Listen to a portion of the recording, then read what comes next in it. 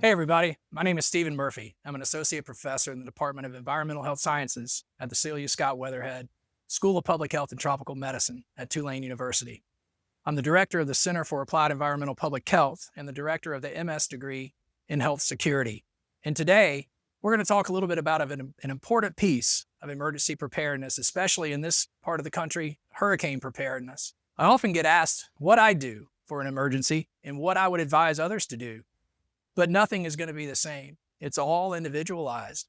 But today, we're going to go over a few things of what I do and some ideas that I also have that I don't necessarily have in my bag today. For starters, let's talk about the bag itself.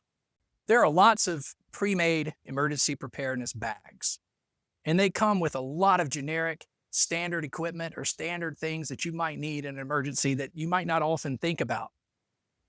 Those bags are great.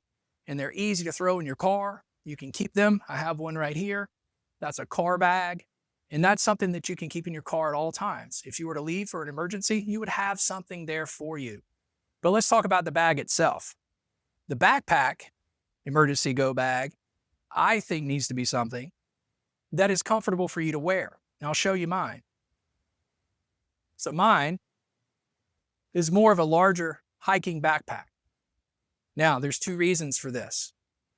My former backpack that I used for my go bag no longer was comfortable for me. If I am going to use my emergency go bag as an emergency go bag instead of sitting in my car, I'm going to want it to be comfortable if I have to wear it. Sometimes we buy bags or we have a bag that's just not comfortable to put on your back and walk for hours, potentially hours, in the hot sun, potentially. Anybody ever been hiking before on a 1, 2 day, 3 day trip? I promise you, you're going to want that bag to be comfortable. But it doesn't have to be a technical backpacking survival bag. This is not the case. Mine is very comfortable, and it's large enough for me to keep things for my 3 children as well, which is also why I got a larger bag. So my backpack is something that I invested in to make sure that I can actually wear it comfortably. And with that being said, I also believe that you should use your backpack. I will use this every time I go on vacation with my family, especially if I were to go hiking or fishing or both with my boys. I'm going to take the same bag and I'm going to get used to using it. And it will probably change the way I have it laid out today, which I will share with you in a few moments.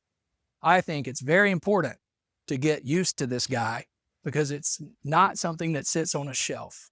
In our emergency world, in the health security and the Homeland Security emergency management enterprise, we always see those plans are not on the shelf. It's a living document. Same with this. Don't leave it in your trunk and forget about it. It's good to have one of those too, but if you're going to be using this, you need to get used to it.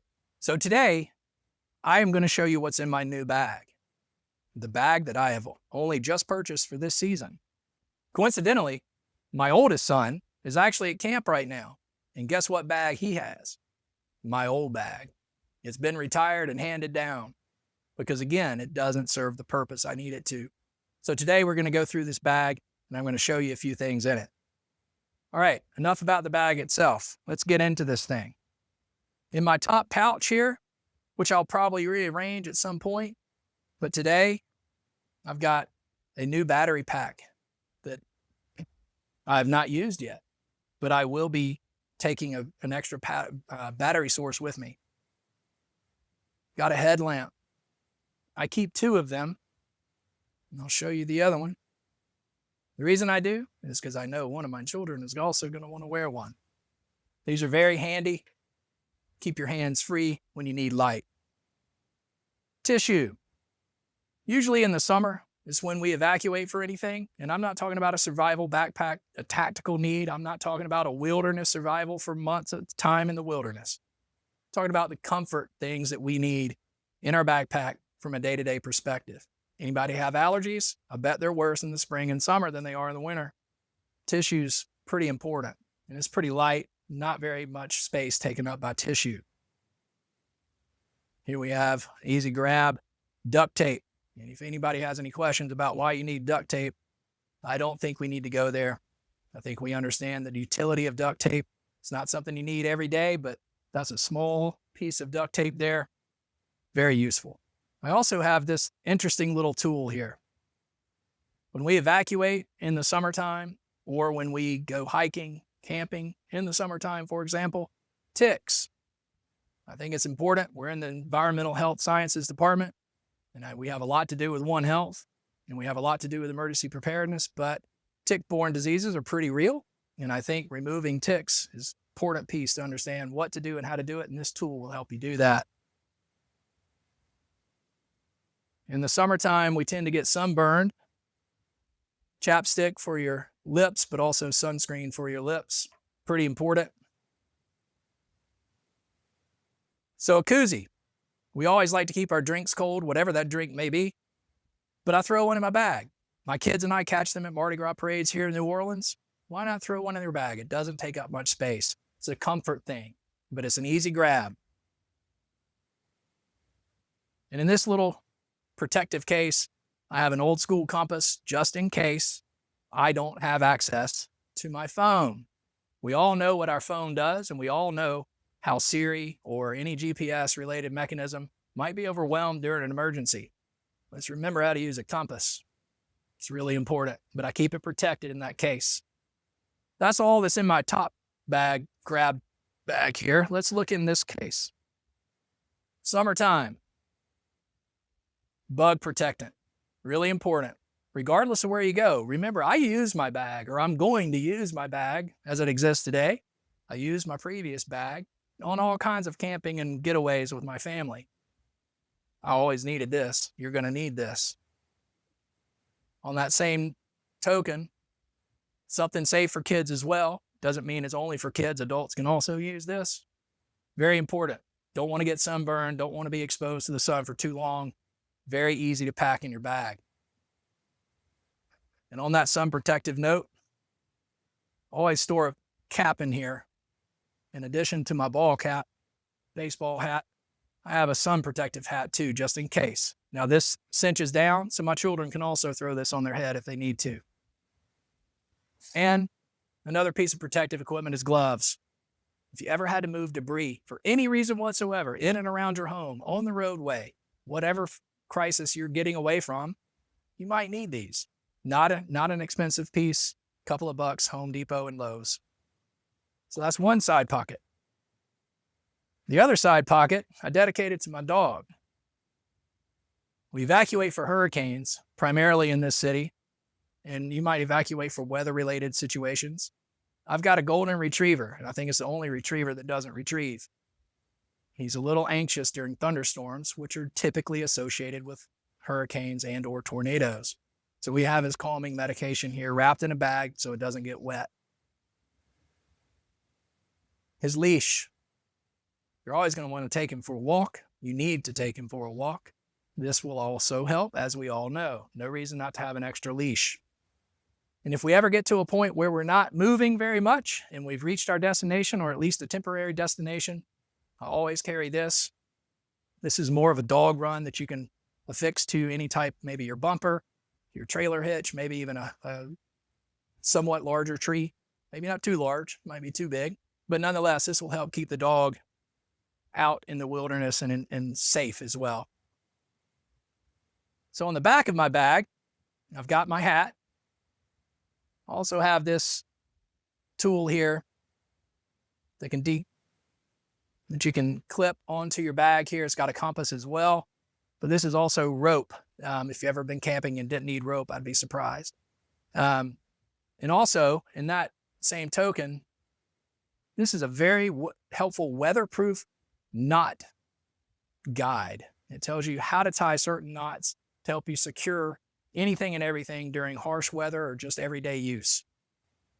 And finally, on the bottom here, another one of those Mardi Gras throws that we've enjoyed. This is a collapsible water dish for my dog. So I keep that tethered to my bag. And now I'm going to remove this bag and pull out what's in the bigger part of the bag. To make things easy, I tend to have these extra little interior pouches. Really keeps things of similar resource contents together. And in this first one, it's not very well packed, but it's a lot of snacks, easy grab, shelf stable to a point, but snacks that I know my children like, I know that I like, that we can just grab. Granola bars. I've got some fruit gummies in here for my children. I've got some plasticware as well. No real need to go out and buy expensive survival type of utensils. You get plasticware every time we go somewhere and get something to go.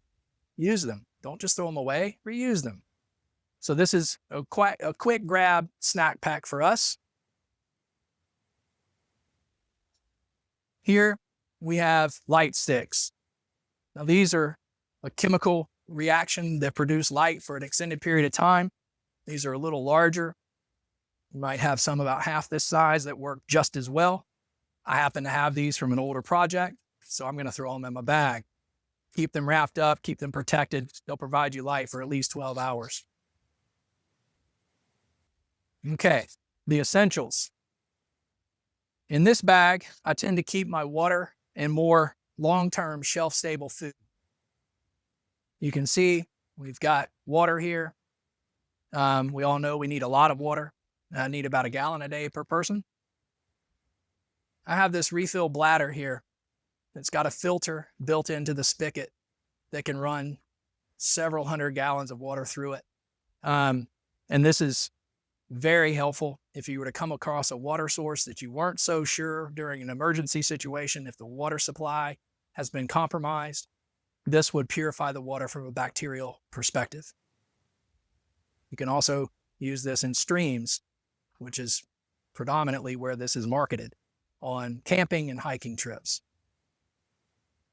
Going further, as you see here on the table, I have a refillable, empty, but refillable bladder. So if I ever encountered water and it was a really serious situation, this does not take up space. I'm going to keep it. I can refill water when I come across water that is safe to drink, fill it up. So it's important to have these things. You can see some more here. They have various flavors. It's all up to you what you want to get. All right, so I have a first aid kit. As you can see, I took this off my car bag and I use it because it's obviously marked. It's not as big as this. This would take up too much space in my bag. This is what I've reduced this into. And it's got your first aid supplies that you would normally need. You got a little medical tape, got some compression bandages, got a cooling bandage, got a Band-Aid, got some ointments, things like that. You make your med kit the way you need to make your med kit. If you have certain medication, maybe this is where you put your medication. If you have a current injury that requires certain ointments, make sure you pack that in advance. All right, personal supplies. I also took this from my car bag because it's clearly marked personal supplies and it's already self-contained, easy to grab. So in my personal supplies, this is where you would have your toothpaste, your toothbrush, maybe dental floss, a few personal protective equipment pieces. Maybe you carry some N95s, some various things, KN95s, to help protect you from a particulate perspective. If it's a pandemic like we just experienced just a few years ago, maybe it's a wildfire situation, maybe it's a smog situation. Regardless, this will keep the particulates out very effectively. And further, I have these little things here.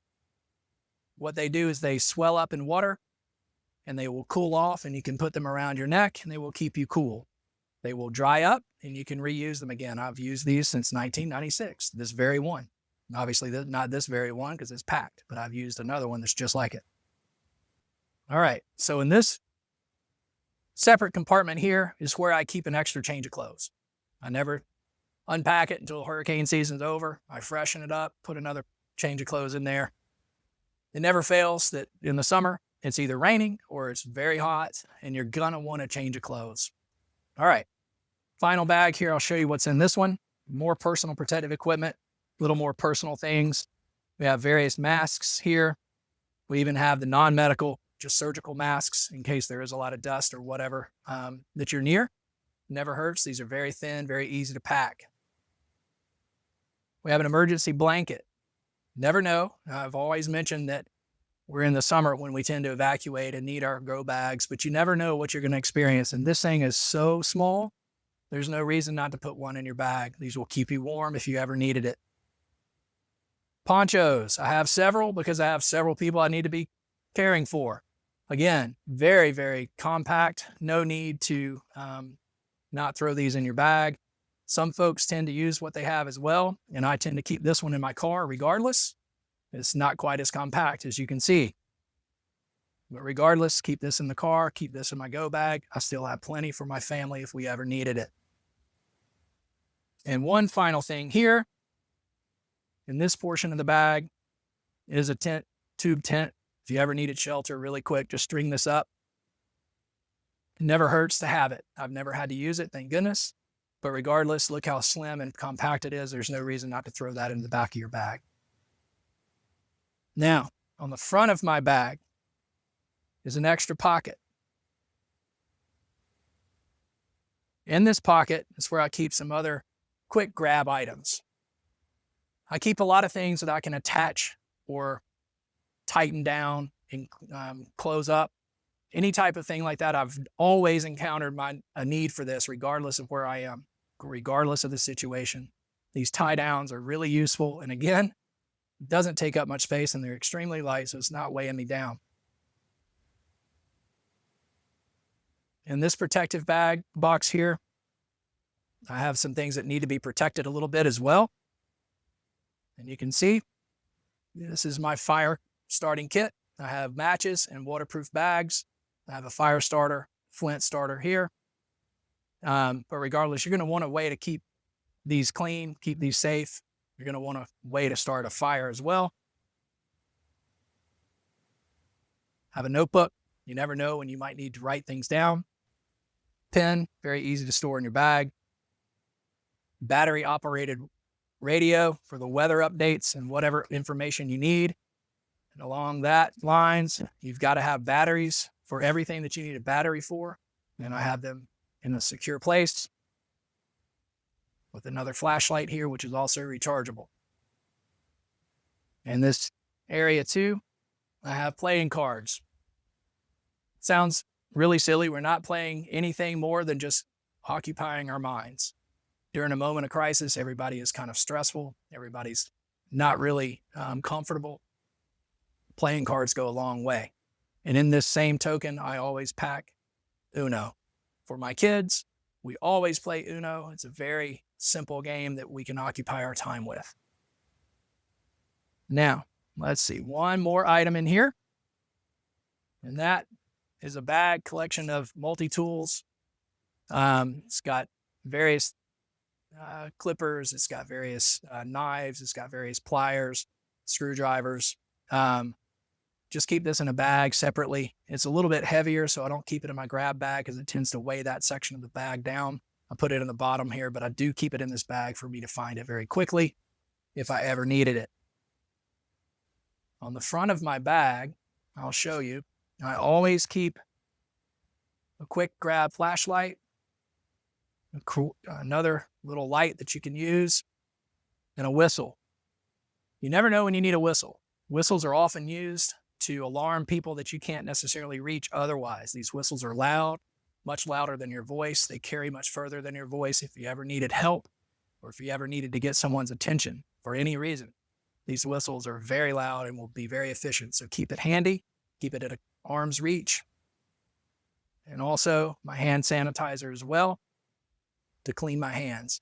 Now, I should have mentioned in my first aid kit, I also have wipes so that I can actually get the dirt off of my hands, which is also very helpful. All right, so one more item I have in my bag, and I keep this in a little case here. It's a quick dry towel. I keep a few of these as well, but these are very helpful. Again, just one of those things that is compact. It's packed tightly, not taking up a lot of space in my bag, but it's a creature comfort. It's something that I would want to have. It's something my children would want to have to be able to dry off if we were soaking wet. And on the front of my bag, as I mentioned a few things, but I didn't touch on this yet, but I always have a little extra ways of attaching things from a quick grab. Now these will sit on my shoulders and it will be in my front of my body rather than up high on my shoulders. These spare ones might be high on my shoulders out of my way until I need it. You never know what you might find that you use more frequently or want to have it a quick grab on either side of your body. But these carabiners can help. I always throw some on my bag just to help. And a few more items that might be in your car bag that are not necessarily in your go bag that I keep packed this way. I keep it in a climate controlled environment inside my home, so it extends the shelf life. It doesn't jeopardize some of the things in it, but some of the things I keep in my car. One of those things, and I think everybody needs to refresh their memory of how to do this, a physical map. We rely on our GPS, our car, our phone very often, but I think it's a really important skill that is overlooked, is to learn how to read a map. Remind yourself, refresh yourself on reading a map. And keep a map of your local area, but also where it is you may end up evacuating to. I want to be able to get there. Now, a lot of us go to an evacuation place that is very familiar to us, which is the reason we go there. But you just never know. During a moment of crisis, the roadways may be impacted in a way that you cannot traverse that area, and you need to go a different route. During contraflow in Louisiana and Mississippi for a hurricane evacuation, you're not going to be able to change lanes of the interstate very easily. If you're on the wrong side of the interstate that you think you're on, both going out of the city, both east and westbound lanes going out of the city, you're not going to be able to just put your blinker on and get over to the other side. You're going to be going in a different direction, and you need to know how you're going to get back to your evacuation point. It's not going to take you far, far away, but you need to learn how to read this because cell service might not be available. All right, a few more things that you might consider, and we encountered this during the pandemic, but a lot of folks have very easy to carry toilet paper, but nonetheless, another creature comfort that is kept in my car for most times. As I use these packing cubes, what I used to use are things like these. This is what a set of sheets came in from my son's camp. But this is Velcro, and it's a nice enclosure. You can keep this to keep your things contained within your pack. You can also use those plastic cubes that some of your sheets come in. Consider using those to keep your items contained in similar fashion so you can grab them more easily rather than rummaging through your whole bag. Other things, I'm sure you've seen these types of whistles as well. These came within my kit, but this keeps a watertight container for matches. It's got your compass on the back, and it's a whistle that you can wear around your neck. If you're familiar with water sports at all, you'll know that kayaking and canoeing, you'll always have something like this on your personal flotation device. But regardless, it's something to consider, even if you're not on the water. It's just an important safety tool. So a few other things you might consider in your kit that I don't have in mine because I have alternatives to it. But you have water purification tablets. A lot of outdoor stores carry these. Very good for camping, but also pretty obviously good for emergency situations. These will stay viable for a considerable amount of time. If you don't have the ability to purify your water, the water purification tabs will work. And again, a few towelettes. These are very helpful to sanitize your hand, but also to clean the actual debris off your hands. Hand sanitizer will work, but it's the contact that it needs. And if there is something on your hand that is preventing contact with your actual skin, then it doesn't necessarily purify or sanitize your hand in the way that you might think it does. If you're dirty, you can clean your hands off with these or another way with a towel, then use your hand sanitizer. And with that, I appreciate your time, and I hope this was helpful. Please consider looking on our website in the future. We will post a personal and family evacuation and a personal and family emergency preparedness kit, some checklists of some of the things you see here today, and then some, a family communications plan, as well as some ideas, some strategies that you might consider incorporating in your own personal or family preparedness plan. And with that, thank you for your time.